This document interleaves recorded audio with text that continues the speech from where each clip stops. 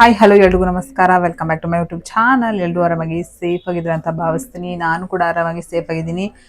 ಇವತ್ತು ಒಂದು ಒಳ್ಳೆ ಸ್ನ್ಯಾಕ್ಸ್ ರೆಸಿಪಿ ಜೊತೆ ಬಂದಿದ್ದೀನಿ. ಏನಪ್ಪ ಅದು ಅಂದರೆ ನಿಪ್ಪಟ್ಟು. ಇದೇನಪ್ಪ ನಿಪ್ಪಟ್ಟು ಅಂತ ಅಂದರೆ ನಮ್ಮ ಕಡೆ ಮಾಡೋ ಥರದೊಂದು ಸ್ಪೆಷಲ್ ಅಂದರೆ ಏನು ತುಂಬ ಸ್ಪೆಷಲ್ ಏನಲ್ಲ. ನಮ್ಮ ಕಡೆ ಯಾವ ಥರ ನಿಪ್ಪಟ್ಟು ಮಾಡ್ತಾರೆ ಸೊ ಅದನ್ನು ನಾನು ತೋರಿಸ್ಕೊಡ್ತಾ ಇದ್ದೀನಿ. ತುಂಬ ಈಸಿಯಾಗಿ ತುಂಬ ಕಡಿಮೆ ಇಂಗ್ರೀಡಿಯೆಂಟ್ಸು, ಏನೇನೋ ಹಾಕೋ ಥರದ್ದೇನಿಲ್ಲ. ತುಂಬ ಸಿಂಪಲ್ ಆಗಿರುತ್ತೆ ಮತ್ತು ತುಂಬ ಟೇಸ್ಟಿಯಾಗಿರುತ್ತೆ. ಒಂದ್ಸಲ ನೀವು ಟ್ರೈ ಮಾಡಿ ಈ ಒಂದು ರೆಸಿಪಿನ. ಈಸಿಯಾಗಿ ಮನೇಲಿ ಮಾಡ್ಕೊಬೋದು. ನಾನು ಆಲ್ರೆಡಿ ಅದನ್ನು ಮಾಡಿಟ್ಟು 1 ಅವರ್ 1.5 ಅವರ್ ನೆನೆಸೋಕ್ಕೆ ಇಟ್ಟು ನಾನು ಶಾಪ್ ಹತ್ರ ಹೋಗಿ ಇವಾಗ ಬಂದಿದ್ವಿ. ಇವಾಗ ಅದನ್ನು ಒತ್ತಬೇಕು, ಪೂರಿತ ಸೈಜಲ್ಲಿ ಒತ್ತಬೇಕು. ನಿಮಗೂ ತೋರಿಸ್ತೀನಿ. ಡೆಫಿನೆಟ್ಲಿ ಈ ರೆಸಿಪಿನ ಟ್ರೈ ಮಾಡಿ ಗೈಸ್. ನಿಜವಾಗ್ಲೂ ತುಂಬಾ ಚೆನ್ನಾಗಿರುತ್ತೆ. ಇವಾಗ ನಾರ್ಮಲ್ ಆಗಿ ಅಕ್ಕಿ ನಿಪ್ಪಟ್ಟು ಅದು ಇದು ಏನೇನೋ ಮೈದಾದಲ್ಲಿ ನಿಪ್ಪಟ್ಟು ಅದು ಇದು ಮಾಡ್ತಾರೆ. ಬಟ್ ಇದು ಒಂಥರ ಡಿಫ್ರೆಂಟ್ ಆಗಿದೆ. ಇದು ಗೋಧಿ ಹಿಟ್ಟು ಮತ್ತು ಅಕ್ಕಿ ಹಿಟ್ಟು, ಅಕ್ಕಿ ಹಿಟ್ಟಲ್ಲ, ಗೋಧಿ ಹಿಟ್ಟು ಮತ್ತು ಮೈದಾ ಹಿಟ್ಟು ಇದೆರಡು ಮಿಕ್ಸ್ ಮಾಡಿ ಮಾಡುವಂಥದ್ದು. ತುಂಬ ಈಸಿಯಾಗಿ ನಮ್ಮ ಕಡೆ ನಮ್ಮ ಮನೇಲಿ ನಮ್ಮ ಅಜ್ಜಿ ಮಾಡ್ತಾಯಿದ್ರು. ಆವಾಗ ಎಲ್ಲ ಜಾಸ್ತಿ ಇದನ್ನು ಏನಾದರೂ ಹಬ್ಬ ಅದು ಇದು ಎಲ್ಲ ನಮ್ಮ ಕಡೆ ನಂಜನಗೂಡು, ಚಾಮರಾಜನಗರ ಈ ಕಡೆ ಸೈಡು ಜಾಸ್ತಿ ಈ ಥರದ್ದು ಮಾಡ್ತಾರೆ. ನಮ್ಮ ಕಡೆ ಮಾಡ್ತಾರೆ, ನಂಗೆ ಗೊತ್ತಿಲ್ಲ ಬೇರೆ ಕಡೆ ಏನು. ಇದನ್ನ ಇವಾಗ ಒತ್ತಬೇಕು. 1 kg ನಾವು ಕಲಿಸಿರೋದು. ಇದಿಷ್ಟನ್ನು ಒತ್ತಗಂಟೆ 1 ಅವರ್ ಬೇಕಾಗುತ್ತೆ. ನಾವು ಅವಾಗೆಲ್ಲ ಚಿಕ್ಕ ವಯಸ್ಸಲ್ಲಿ ಬರೀ ಒತ್ತದೇ ಒಂದು ದೊಡ್ಡ ಕೆಲಸ. ನಮ್ಮ ಮನೇಲಿ ಮಾಡಿರ್ತಾ ಇದ್ರು, ನಾನು ಒತ್ತೋದು, ನಮ್ಮ ಅಜ್ಜಿ ಬೇಯಿಸೋದು, ಈ ಥರ ಮಾಡ್ತಾಯಿದ್ವಿ. ಇವಾಗ ನಮ್ಮಮ್ಮ ಬೇಯಿಸ್ತಾರೆ, ನಾನು ಒತ್ತಬೇಕು. ಇವಾಗ ನಾವು ಉಂಡೆ ಕಟ್ಟಬೇಕು. ಇಲ್ಲಿ ನಾನು ಒಂದು 10-15 ಕೆಂಪು ಮೆಣಸಿನ್ಕಾಯಿನ ತೊಗೊಂಡಿದ್ದೀನಿ. ಬೇಕಂದರೆ ಬಾಡಿಗೆ ಮೆಣಸಿನ್ಕಾಯಿನೂ ತೊಗೊಬೋದು, ಗುಂಟೂರು ಮೆಣಸಿನ್ಕಾಯಿ ಬರುತ್ತಲ್ಲ ಅದನ್ನು ತೊಗೊಬೋದು. ನಿಮಗೆ ಯಾವುದು ಇಷ್ಟ ಬರುತ್ತೆ ಅದನ್ನು ತೊಗೊಬೋದು. ಇದು ಖಾರಕ್ಕೆ ಹಾಕೊತಾ ಇರೋದು. ಒಂದು ಸ್ವಲ್ಪ ಎಣ್ಣೆನ ಹಾಕಿ ಚೆನ್ನಾಗಿ ಫ್ರೈ ಮಾಡ್ಕೊಬೇಕು. ಫ್ರೈ ಮಾಡಿಕೊಂಡು ಎತ್ತಿಟ್ಕೊಬೇಕು. ಅದೇ ಎಣ್ಣೆಗೆ ಸ್ವಲ್ಪ ಕರಿಬೇವನ್ನ ಹಾಕ್ಕೊಬೇಕು. ಇದೆರಡೂ ಫ್ಲೇವರ್ ಚೆನ್ನಾಗಿ ಬರುತ್ತೆ. ಅದು ಫ್ರೈ ಮಾಡಿದ ತಕ್ಷಣ ಫ್ಲೇವರ್ ಚೆನ್ನಾಗಿ ಬರ್ತಾ ಇರುತ್ತೆ. ಇದಿಷ್ಟನ್ನು ಚೆನ್ನಾಗಿ ಫ್ರೈ ಮಾಡಿಕೊಂಡು ಅದನ್ನು ಚೆನ್ನಾಗಿ ಮಿಕ್ಸಿ ಮಾಡ್ಕೊಬೇಕು. ಸ್ವಲ್ಪ ತರ್ತರಿಯಾಗಾದ್ರೂ ಓಕೆ. ಇಲ್ಲಿ ಇದಕ್ಕೆ ಎಳ್ಳನ್ನ ಹಾಕ್ಕೊತಾ ಇದ್ದೀವಿ. ಮೈದಾ ಹಿಟ್ಟು ತೊಗೊಂಡಿದ್ದೀನಿ, ಅರ್ಧ kg ಮೈದಾ ಹಿಟ್ಟು. ಅದಕ್ಕೆ ಒಂದು ಸ್ವಲ್ಪ ಎಳ್ಳು ಮತ್ತು ಇದಕ್ಕೆ ಸ್ವಲ್ಪ ಜೀರಿಗೆನ ಹಾಕ್ಕೊತಾ ಇದ್ದೀವಿ. ಜೀರಿಗೆನ ಹಾಕ್ಕೊಂಡು ಸ್ವಲ್ಪ ಇದು ಬರುತ್ತೆ ನೋಡಿ, ಸೋಡಾ ಬರುತ್ತೆ ನೋಡಿ, ಬೇಕಿಂಗ್ ಸೋಡಾ, ಅದನ್ನು ಹಾಕ್ಕೊಬೇಕು. ಸ್ವಲ್ಪ ಅದನ್ನು ಹಾಕ್ಕೊಳ್ಳಿ. ಅದು ಸ್ವಲ್ಪ ಆ ಕಡೆಯಿಂದ ಹಾಕ್ತಾ ಇರಬೇಕಾದ್ರೆ ಅದು ಸ್ವಲ್ಪ ಮಿಸ್ ಆಗಿದೆ. ಇಲ್ಲಿ ನಾನು ಇನ್ನೂ ಅರ್ಧ kg ಗೋಧಿ ಹಿಟ್ಟನ್ನ ಹಾಕ್ಕೊಂಡಿದ್ದೀನಿ. ಎರಡೂ ಹಾಕ್ಕೊಬೇಕು ಈಕ್ವಲ್ ಆಗಿ. ಆಮೇಲೆ ನಾವು ರುಬ್ಬಿಟ್ಕೊಂಡಿದ್ವಲ್ಲ ಕರಿಬೇವು ಮತ್ತು ಖಾರದ ಮೆಣಸಿನ್ಕಾಯಿ, ಅದೆರಡೂ ಇದಕ್ಕೆ ಹಾಕ್ಕೊಂಡು ಚೆನ್ನಾಗಿ ಮಿಕ್ಸ್ ಮಾಡ್ಕೊಬೇಕು. ರುಚಿಗೆ ಎಷ್ಟು ಬೇಕಷ್ಟು ಉಪ್ಪು ಮತ್ತು ತುಪ್ಪನ ಬಿಸಿ ಮಾಡಿ ಎತ್ತಿಟ್ಕೊಬೇಕು. ಅದನ್ನು ಕೂಡ ಲಾಸ್ಟಲ್ಲಿ ಸೇರಿಸ್ಕೊಬೇಕು. ನೀರು ನೋಡಿಕೊಂಡು ಚಪಾತಿ ಹಿಟ್ಟು ಏನು ಬರುತ್ತೆ ನೋಡಿ, ಅದಕ್ಕೆ ನಾವು ಚೆನ್ನಾಗಿ ಮಿಕ್ಸ್ ಮಾಡ್ಕೊಬೇಕು. ಒಂದು ಸ್ವಲ್ಪ ಮಿಕ್ಸ್ ಮಾಡೋದು, ಯಾಕಂದರೆ ಜಾಸ್ತಿ ಕ್ವಾಂಟಿಟಿ ಇರೋದ್ರಿಂದ ಸ್ವಲ್ಪ ಕಷ್ಟ ಆಗುತ್ತೆ. ಸ್ವಲ್ಪ ನೋಡಿಕೊಂಡು ನಿಧಾನಕ್ಕೆ ಸ್ವಲ್ಪನೇ ಹಾಕ್ಕೊತಾ ಇದ್ದೀನಿ. ಇಲ್ಲಿ ನಾನು ಖಾರಕ್ಕೆ ಇನ್ನೊಂಚೂರು ಖಾರದ ಪುಡಿನ ಹಾಕ್ಕೊತಾ ಇದ್ದೀನಿ. ಯಾಕಂದರೆ ಅದು ಸ್ವಲ್ಪ ಖಾರ ಕಡಿಮೆ ಅಂತ ಅನ್ನಿಸ್ತು. ಬೇಕಂದರೆ ನಾವು ಆಮೇಲೆ ಖಾರದ ಪುಡಿನ ಹಾಕ್ಕೊಬೋದು. ನೀವು ನೋಡ್ಕೊಂಡು ನಿಮ್ಮ ಖಾರಕ್ಕೆ ಎಷ್ಟು ಬೇಕು ಅಷ್ಟನ್ನು ಹಾಕ್ಕೊಬೋದು. ಇಲ್ಲ ಅಂತಂದರೆ ಖಾರದ ಮೆಣಸಿನ್ಕಾಯಿನೇ ಸ್ವಲ್ಪ ಜಾಸ್ತಿನೂ ಹಾಕ್ಕೊಬೋದು. ಇಲ್ಲಾಂದರೆ ಸ್ವಲ್ಪ ಚಿಲ್ಲಿ ಪೌಡರ್ನೂ ಹಾಕ್ಕೊಬೋದು. ಇಲ್ಲಿ ನಾನು ಎರಡನ್ನೂ ಹಾಕ್ಕೊಂಡಿದ್ದೀವಿ. ಇಲ್ಲಿ ಒಂದು 4 ಟೇಬಲ್ ಸ್ಪೂನ್ ಆಗೋದ್ರು, 4 to 5 ಟೇಬಲ್ ಸ್ಪೂನ್ ಆಗುವಷ್ಟು ತುಪ್ಪನ ಬಿಸಿ ಮಾಡಿ ಹಾಕ್ಕೊತಾ ಇದ್ದೀವಿ. ನೋಡಿಕೊಂಡು ಕಲಿಸ್ಬೇಕು ತುಪ್ಪ ಹಾಕಿದ್ಮೇಲೆ, ಯಾಕಂದರೆ ಬಿಸಿ ಇರುತ್ತೆ. ಆದ್ದರಿಂದ ಬೇಕಂದರೆ ನಾವು ನಾರ್ಮಲ್ ಎಣ್ಣೆನೂ ಕೂಡ ಹಾಕ್ಕೊಬೋದು. ನಾರ್ಮಲಾಗಿ ಜೀರಿಗೆ ಹಾಕಿದ್ದೀನಿ ಅಷ್ಟೇ. ಇದಿಷ್ಟು ಚೆನ್ನಾಗಿ ಕಲಸಿಟ್ಬಿಟ್ಟು 1 ಅವರ್ ಆದರೂ ನೆನೆಬೇಕು. ಅಷ್ಟರಲ್ಲಿ ಸ್ವಲ್ಪ ಶಾಪ್ಗೆ ಹೋಗಬೇಕಾಗಿತ್ತು. ಆನ್ ದ ವೇ ಹೋಗಬೇಕಾದ್ರೆ ಸ್ವಲ್ಪ ಜ್ಯೂಸ್ ಕುಡ್ಕೊಂಡು ಹೋಗ್ತಾ ಇರ್ತೀನಿ. ನಾನು ರೆಗ್ಯುಲರಾಗಿ ತೊಗೋತಾ ಇರ್ತೀನಿ. ಸೊ ಅದರಿಂದ ನನಗೆ ಇಷ್ಟ ಆಗುತ್ತೆ. ಒಟ್ನಲ್ಲಿ ದಿನ ಯಾವುದಾದ್ರೂ ಒಂದು ಜ್ಯೂಸನ್ನ ತೊಗೊಬೇಕು. ಮತ್ತು ಸ್ವಲ್ಪ ಅಂಗಡಿಗೆ ಒಂದು ಸ್ವಲ್ಪ ಅದು ಇದು ಏನಾದರೂ ಸ್ವಲ್ಪ ಸ್ನ್ಯಾಕ್ಸ್ನ ತೊಗೊಂಡೋದೆ. ನೋಡ್ಬೋದು, ಇಲ್ಲಿ ಕಲಸಿ ಇಟ್ಟಿದ್ದೀನಿ. ಇದನ್ನು ಪೂರಿ ಸೈಜಲ್ಲಿ ಒತ್ತಬೇಕು. ತುಂಬ ಚಿಕ್ಕದಾಗುವಲ್ಲ, ತುಂಬ ತೆಳುವಾಗುವಲ್ಲ, ತುಂಬ ದೊಡ್ಡದು ಅಲ್ಲ, ಸ್ವಲ್ಪ ಮೀಡಿಯಮ್ ಸೈಜು. ನೋಡ್ಬೋದು ಈ ಸೈಜು, ಒಂದು ಜಾಮೂನ್ ಬರುತ್ತೆ ನೋಡಿ ಆ ಸೈಜು ಸಾಕು. ಈಗ ಇದನ್ನು ಒತ್ತಬೇಕು. ಮಾಮೂಲಿ ಹಿಟ್ಟಲ್ಲಿ ಒತ್ತೋದು, ಗೋಧಿ ಹಿಟ್ಟು ಹಾಕ್ಕೊಂಡು ಸ್ವಲ್ಪ ಚಿಕ್ಕದಾಗೆ ಕಟ್ಕೊಳ್ಳೋಣ. ಯಾಕಂದರೆ ದಪ್ಪದಾದ್ರೂ ಚೆನ್ನಾಗಿರಲ್ಲ, ತುಂಬ ಚಿಕ್ಕದಾದ್ರೆ ಒತ್ತ ಕಷ್ಟ ಆಗುತ್ತೆ. ಅದಕ್ಕೆ ಮೀಡಿಯಮ್ ಆಗಿ ಮಾಡ್ಕೊಬೇಕು. ಇನ್ನು ನನಗನ್ಸುತ್ತೆ ಇದು ಒಂದು 100 ಆಗ್ಬೋದು ಅನ್ಸುತ್ತೆ. ನಿಜವಾಗ್ಲೂ ನಾವು ಆಚೆ ತಂದು ತಿನ್ನೋದಕ್ಕಿಂತ ಈ ಥರ ಸ್ವಲ್ಪ ಅಂದರೆ ಮಾಡೋಕ್ಕೆ ಸ್ವಲ್ಪ ಟೈಮ್ ಬೇಕು. ಟೈಮ್ ಇದ್ದರೆ ಮಾತ್ರ ಮಾಡಿಕೊಂಡು ತಿನ್ಬೋದು, ಟೈಮ್ ಇಲ್ಲ ಅಂದರೆ ನಾರ್ಮಲಾಗಿ ಆಚೆ ತರಿಸ್ಕೊಂಡು ತಿಂತಾರೆ. ಇವಾಗನವ್ರಿಗಂತೂ ಟೈಮೇ ಇಲ್ಲ ಬಿಡಿ. ಎಲ್ಲ ಅದು ಇದು ಕೆಲಸ ಅದು ಇದು ಮಾಡ್ತಾರೆ. ಟೈಮ್ ಸಿಕ್ಕಿದ್ರೆ ಕುತ್ಕೊಳ್ಳೋಣ ಅನ್ನೋ ಅಷ್ಟು ಥರ ಇರ್ತಾರೆ. ಇದನ್ನೆಲ್ಲ ಮಾಡ್ಕೊಂಡು ಯಾರು ಅಷ್ಟಾಗಿ ತಿನ್ನಲ್ಲ. ಬಟ್ ಊರ ಕಡೆ ಎಲ್ಲ ಸ್ನ್ಯಾಕ್ಸ್ಗೆ ಅಥವಾ ಎಲ್ಲಾದರೂ ಹಬ್ಬಗಳಿಗೆ ಅಥವಾ ಯಾರನ್ನಾದ್ರೂ ಪ್ರೆಗ್ನೆಂಟ್ ಇರೋರನ್ನ ನೋಡೋಕೆ ಹೋಗ್ಬೇಕಾದ್ರೆ ಎಲ್ಲ ಈ ಥರ ಮಾಡ್ಕೊತಾರೆ.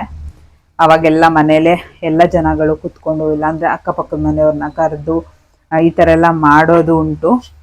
ಹಪ್ಪಳ, ಸಂಡಿಗೆ, ಚಕ್ಲಿ ಇದನ್ನೆಲ್ಲ ಮನೆಯಲ್ಲೇ ಮಾಡ್ಕೊತಾ ಇದ್ರು. ಅವಾಗೆಲ್ಲ ನಾನು ತುಂಬ ಮಾಡಿದ್ದೀನಿ. ನಮ್ಮ ಅಜ್ಜಿ ಇತ್ತು ನೋಡಿ ಅವಾಗ. ಇವಾಗ ಅದೆಲ್ಲ ಮಾಡಲ್ಲ, ಯಾರೂ ಅಷ್ಟಾಗಿ ಮಾಡಲ್ಲ. ಎಲ್ಲೋ ಒಂದು ಸ್ವಲ್ಪ ಕ್ವಾಂಟಿಟಿ ಮಾಡ್ಕೊಬೋದು ಅಷ್ಟೇ. ಅದು ಬಿಟ್ಟರೆ ಜಾಸ್ತಿ ಯಾರೂ ಮಾಡೋಕ್ಕೆ ಹೋಗಲ್ಲ. ನಾವು ಅಷ್ಟೇ ಮಾಡಲ್ಲ. ಊರಲ್ಲಿ ಇದ್ದರೆ ಮಾಡ್ತಾಯಿದ್ವಿ. ಅವಾಗ ಅದೊಂದು ಸೀಸನ್ ಅಂತಲೇ ಹೇಳ್ಬೋದು. ಅದು ಊರಲ್ಲಿ ಎಲ್ಲರೂ ಒಂದು ಸೀಸನ್ ಅಂತ ಬರುತ್ತೆ. ಬೇಸಿಗೆ ಕಾಲ ಜಾಸ್ತಿ ಬಿಸಿಲಿರುತ್ತೆ ನೋಡಿ, ಆ ಟೈಮಲ್ಲಿ ಮಾಡ್ಕೊಳ್ಳೋವಂಥದ್ದು. ಅಥವಾ ಜಾತ್ರೆ ಬರುತ್ತೆ ಜನವರಿ ಫೆಬ್ರವರಿಲಿ ಜಾತ್ರೆ ಇರುತ್ತೆ.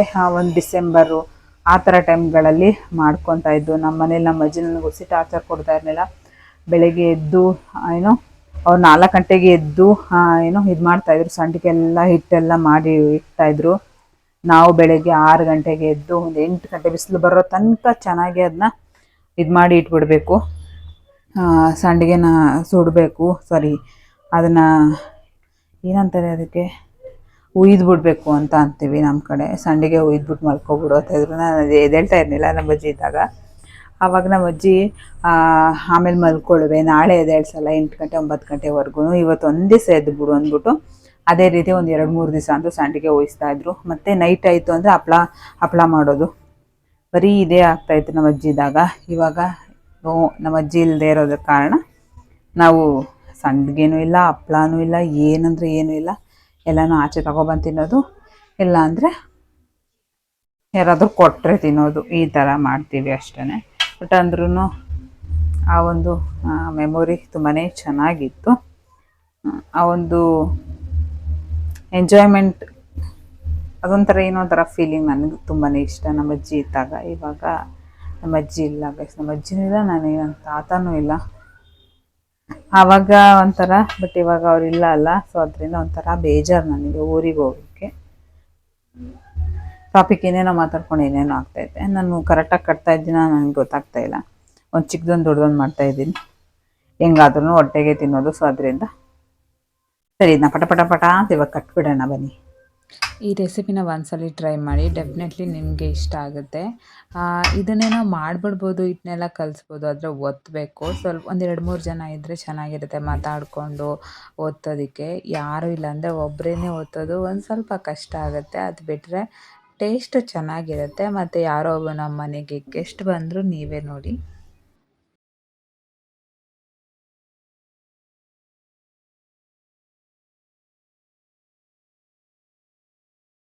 ಅವ್ರು ಬರೋ ಐಡಿಯಾನೇ ಇರಲಿಲ್ಲ, ನಮಗೂ ಗೊತ್ತಿರಲಿಲ್ಲ. ಆಮೇಲೆ ಬಂದಮೇಲೆ ಹೆಂಗಿದ್ರು ಬಂದ್ರೆಲ್ಲ ಬಿಸಿ ಬಿಸಿಯಾಗಿ ಮಾಡಿ ಟೀ ಎಲ್ಲ ಮಾಡಿ ಕೊಟ್ವಿ.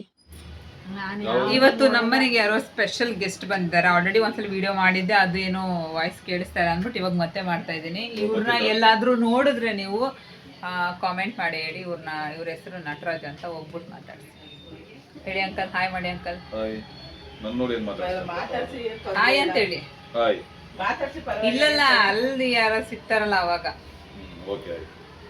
ಏನೋ ಇನ್ಸ್ಟಾಗ್ರಾಮಲ್ಲಿ ಹೋಗ್ಬಿಟ್ಟು ಇವ್ರಿಗೆ ಮೆಸೇಜ್ ಮಾಡಿ, ಇವ್ರು ಆರಾಮ್ ಕೂತ್ಕೊಂಡು ಇವಾಗ ಮೆಸೇಜ್ ಮಾಡ್ತಾರೆ.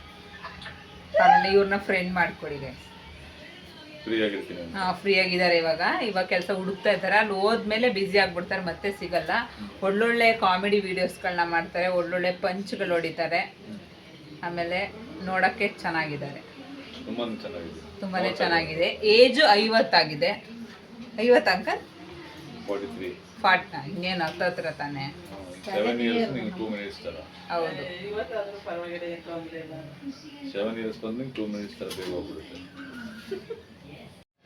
ಅಂಕಲ್ ನಿಪ್ಪಿಟ್ಟು ಹೆಂಗಿತ್ತು? ಚೆನ್ನಾಗಿದೆ. ಆಮೇಲೆ ನಾನು ಹೇಳ್ಕೊಟ್ಟೆ ಅಂತ ಹೇಳ್ಬಿಟ್ರಿ. ಚೆನ್ನಾಗಿಲ್ಲ. ಹಾ ಹಾ, ಹೋಗಿ ತಿಂದ್ರು. ಮತ್ತು ಅಡುಗೆನ ಸಿಂಪಲ್ಲಾಗಿ ಸ್ವಲ್ಪ ಸೌತೆಕಾಯಿ, ಒಂದು ಸ್ವಲ್ಪ ಪಾಯಸ ಮಾಡಿದ್ದೆ, ಅನ್ನ ಇತ್ತು ಅದ್ರಲ್ಲಿ ಮೊಸರನ್ನ ಮಾಡಿದೆ, ಸಾಂಬಾರಿತ್ತು, ಅನ್ನ ಮಾಡಿದೆ ಅಷ್ಟೇ. ಬೇರೆ ಇನ್ನೇನು ಮಾಡಲಿಲ್ಲ. ಹೆಂಗಿದ್ರು ನಿಪ್ಪಟ್ಟಿರ್ತಾರ ಜೊತೆಗೇ ತಿಂತಾರೆ ಅಂತ ಅಂದ್ಬಿಟ್ಟು.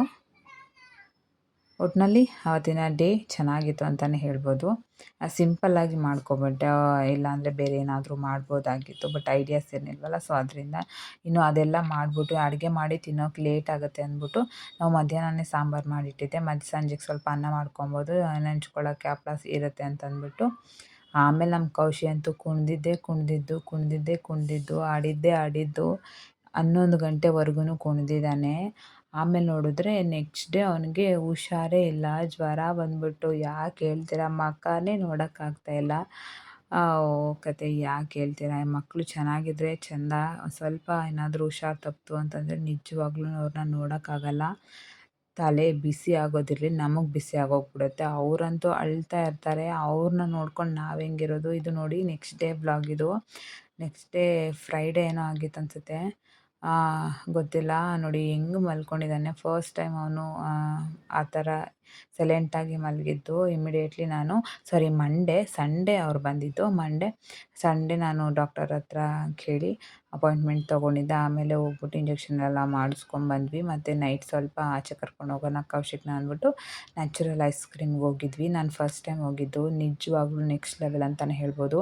ನನಗೆ ಸಿಕ್ಕಾಪಟ್ಟೆ ಇಷ್ಟ ಆಯಿತು. ಫ್ಲೇವರ್ಸು ಸೀಸನಲ್ಲಿ ಏನು ಸಿಗುತ್ತೆ ಆ ಫ್ಲೇವರ್ಸ್ ಮಾತ್ರ ಸಿಗೋದು, ಬಟ್ ರಿಯಲಿ ಸಖತ್ ಟೇಸ್ಟಿಯಾಗಿತ್ತು ಅಂತಲೇ ಹೇಳ್ಬೋದು. ನಿಮ್ಮ ಮನೆ ಅಕ್ಕಪಕ್ಕ ಏನಾದರೂ ನ್ಯಾಚುರಲ್ಸ್ ಇತ್ತು ಅಂದರೆ ಡೆಫಿನೆಟ್ಲಿ ಹೋಗಿ ಒಂದು ಸಲ ಟ್ರೈ ಮಾಡಿ.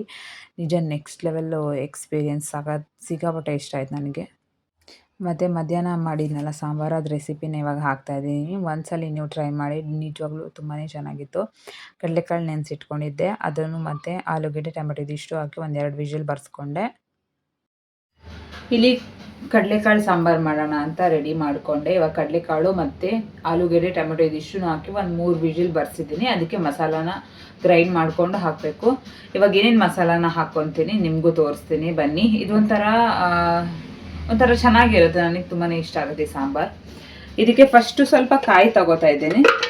ಒಂದು ಅರ್ಧಗಿಂತ ಸ್ವಲ್ಪ ಕಡಿಮೆ ಕಾಯಿ ತಗೋತಾ ಇದ್ದೀನಿ, ಇಲ್ಲಿ ಒಂದು ಅರ್ಧ ಈರುಳ್ಳಿನ ತಗೋತಾ ಇದ್ದೀನಿ, ಒಂದು ಸ್ವಲ್ಪ ಕೊತ್ತಂಬರಿ ಸೊಪ್ಪು.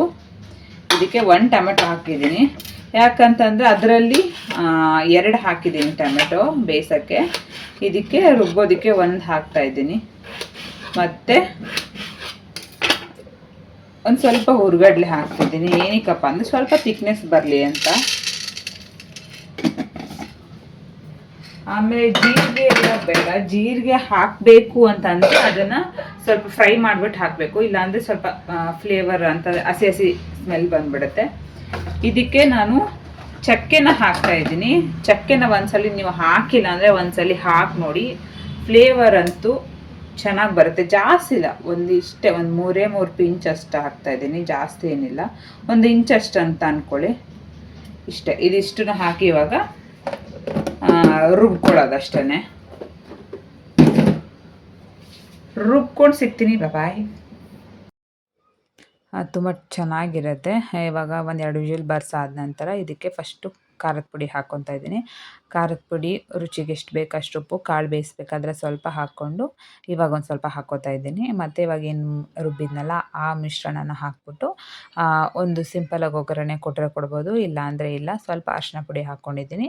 ನಾನಿಲ್ಲಿ ಒಂದು ಸ್ವಲ್ಪ ಒಗ್ಗರಣೆ ಕೊಡ್ತಾಯಿದ್ದೀನಿ. ಒಂದೊಂದ್ಸತಿ ನಾನು ಒಗ್ಗರಣೆ ಕೊಡೋದಿಲ್ಲ, ನಾರ್ಮಲಾಗಿ ಸಿಂಪಲ್ಲಾಗಿ ಸಾಸಿವೆ, ಜೀರಿಗೆ, ಕರಿಬೇವು ಮತ್ತು ಆನಿಯನ್ ಇದಿಷ್ಟು ಹಾಕಿ ಚೆನ್ನಾಗಿ ಫ್ರೈ ಮಾಡಿಬಿಟ್ಟು 1-2-3 ಸಲ ಚೆನ್ನಾಗಿ ಕುದಿಸ್ಬಿಡೋದು ಅಷ್ಟೇ. ನಿಜವಾಗ್ಲೂ ಮುದ್ದೆ ಜೊತೆ ಅಂತೂ ನೆಕ್ಸ್ಟ್ ಲೆವೆಲ್ ಅಂತಲೇ ಹೇಳ್ಬೋದು. ಸಾಂಬಾರು ಅಂದರೆ ಇದ್ರ ಜೊತೆನೂ ತಿನ್ಬೋದು, ದೋಸೆ ಜೊತೆ ಅಥವಾ ಚಪಾತಿ ಜೊತೆನೂ ತಿನ್ಕೊಬೋದು. ಅನ್ನದ ಜೊತೆ ಅಂತೂ ನಿಜ ತುಂಬಾ ಚೆನ್ನಾಗಿರುತ್ತೆ. ನನಗೆ ತುಂಬಾ ಇಷ್ಟ ಆಗುತ್ತೆ ಈ ಸಾಂಬಾರು.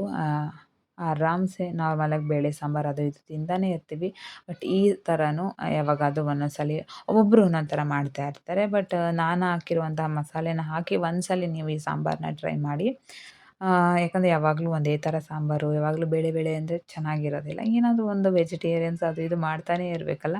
ಸೊ ಅದರಿಂದ ಒಂದ್ಸಲಿ ಸಾಂಬಾರನ್ನ ಟ್ರೈ ಮಾಡಿ. ಇಷ್ಟ ಆದರೆ ಪ್ಲೀಸ್ ಲೈಕ್, ಶೇರ್, ಕಮೆಂಟ್ ಮಾಡಿ, ಸಬ್ಸ್ಕ್ರೈಬ್ ಮಾಡಿಕೊಂಡು ಸಪೋರ್ಟ್ ಮಾಡಿ. ಇವತ್ತಿನ ವ್ಲಾಗ್ ಹೇಗಿತ್ತು ಅಂದ್ಬಿಟ್ಟು ಕಾಮೆಂಟ್ ಮಾಡಿ. ವ್ಲಾಗು ಕರೆಕ್ಟಾಗಿ ಅಪ್ಲೋಡ್ ಮಾಡೋಕ್ಕಾಗ್ತಾಯಿಲ್ಲ, ಸಾರಿ. ಇನ್ಮೇಲೆ ಕರೆಕ್ಟಾಗಿ ಅಪ್ಲೋಡ್ ಮಾಡ್ತೀನಿ. ಬಾಯ್, ನೆಕ್ಸ್ಟ್ ವೀಡಿಯೋದಲ್ಲಿ ಸಿಗ್ತೀನಿ.